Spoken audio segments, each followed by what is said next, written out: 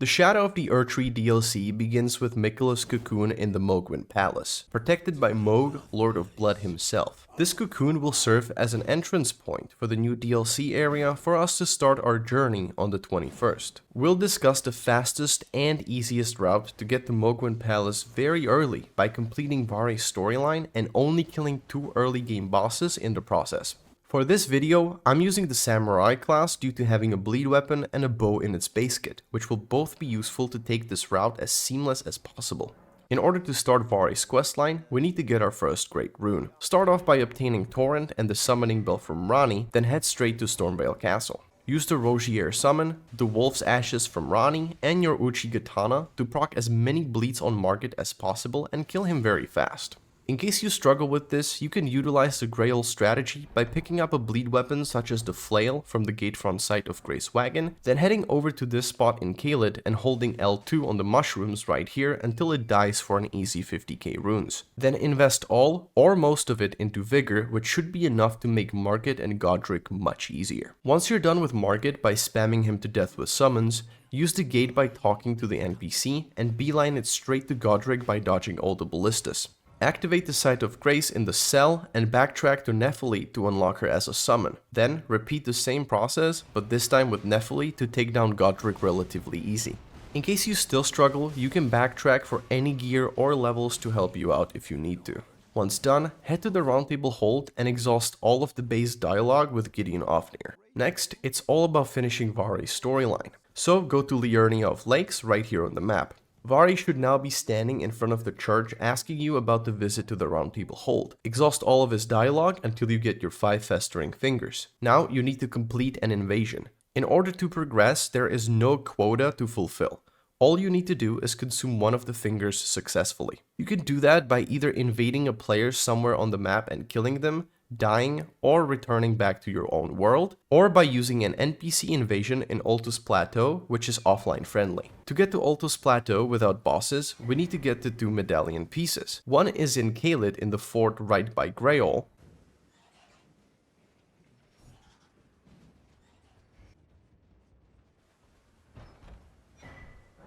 and another is in Limgrave in Fort Hagen by the Blood Knight.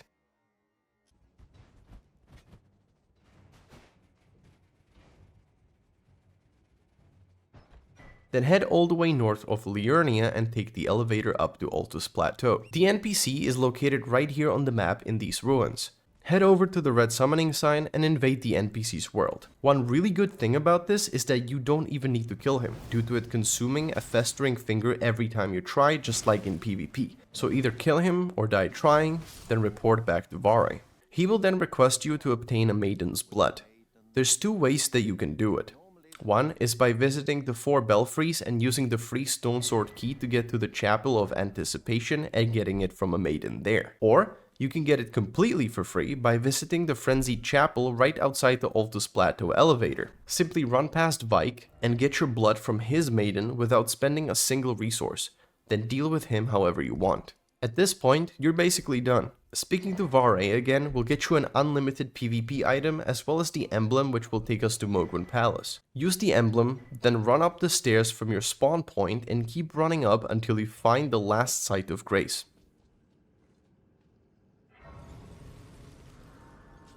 Don't forget to grab the free 50k runes along the way, as well as the ancient smithing stone if you need it. But of course, there's the matter of defeating Mohg himself, as by the time you reach him, if you beeline it like me, you'll most likely get one shot and hit like a wet noodle.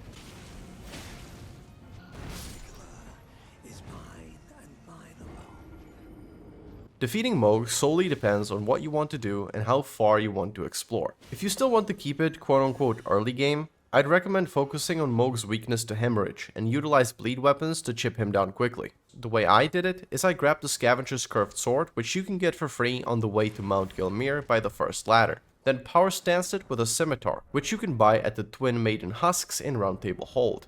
I infused the Scimitar with Blood Slash and utilized the built-in bleed from the Scavenger's Sword to infuse it with Hoarfrost Stomp for extra frostbite damage on top.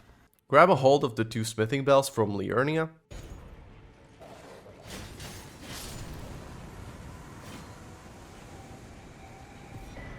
and the other one from Altus Plateau.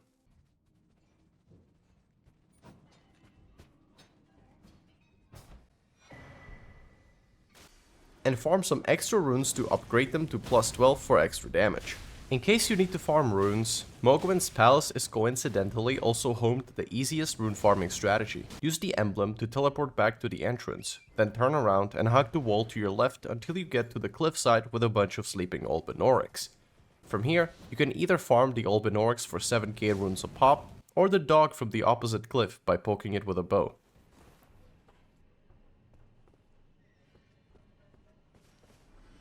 Then spam jump attacks with your power stance button to do a lot of fast hits and proc both effects as fast as possible. The thing about this is that since we have access to areas all the way to Altus Plateau, and with that to also Mount Gilmere, there's actually many ways for you to optimize your build and make it much easier. So use this only as an example, as there's no doubt that there's way easier ways in dealing with Mohg with the resources that we have available.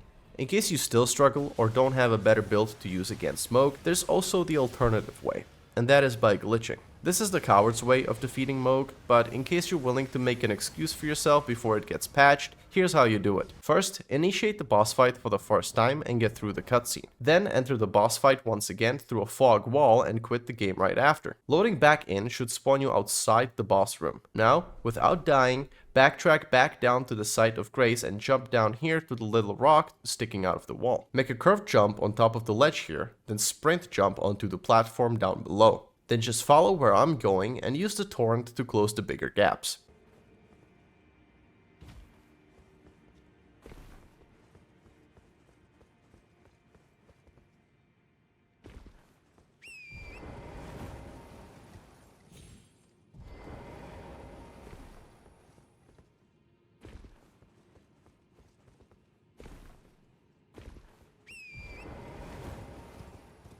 Once you get where I am, pull out your weapon and drop down to this rock.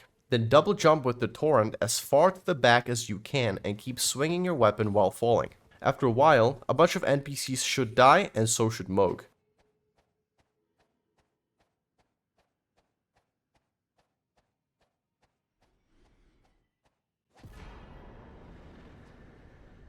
The only bad thing about this is that you're gonna lose the souls you get from Mohg because they will glitch into the stratosphere and will be really hard to obtain. Thankfully, we can get around this by purchasing a sacrificial twig from either Patches or the isolated merchant and put it on before doing the last part of the glitch. In case you mess up and Mohg doesn't die while you're falling, you can take it off and then die to not lose it. That way, you can get all the runes even after dying. And just like that, you're ready to enter the DLC area. Just keep in mind that there's probably a really good reason for Mohg being the gatekeeper to the DLC, so don't expect your early build to stomp through the whole thing once you get there. Especially if you're new, I'd recommend backtracking and finishing up as much of the map as you can to upgrade your character and your gear before stepping in. In case you're working on your build, I'd strongly recommend taking advantage of some of the interactive Elden Ring maps, which are super handy for finding all the stuff that you need. I'll put my favorite one in the description. Okay, bye.